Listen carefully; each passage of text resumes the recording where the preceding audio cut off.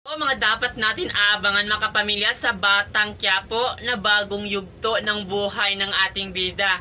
Itong ang si Tanggol, mula bata pa ito ay hindi talaga niya naramdaman na may ama siya, kasi ang turing talaga ni Rigor dito kay Ramon ay parang ibang tao, kasi anak ito ng malaking sindikato na si Ramon, kaya hindi niya talaga minakal at tinanggap itong si Tanggol sa kaniyang puso. Kaya aabangan natin ito, handang magbago itong si Tanggol kahit wala naman talaga siyang kinalaman sa nangyari dito kay Roda.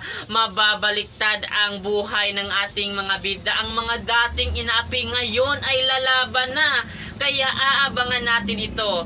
Ang kasinungalingan talaga ni David at Olga, mabubuking na. Kaya abangan natin yan kung paano nga ba talaga tapusin at patayin ni Ramon ang mga taong manloloko at traidor sa kanyang paligid. Kaya ang lahat ng ito mga kapamilya, aabangan natin, kasi nga may magaganap talaga dito na hindi natin inasahan, na ang lahat ng ito ay ating aabangan at susubaybayan araw-araw. Kaya ano pa ang ginagawa niyo dito?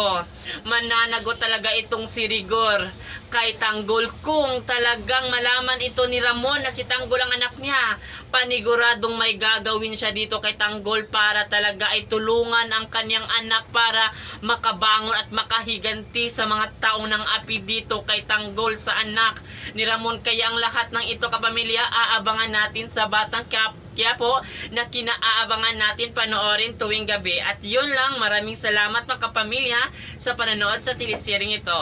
Thank you!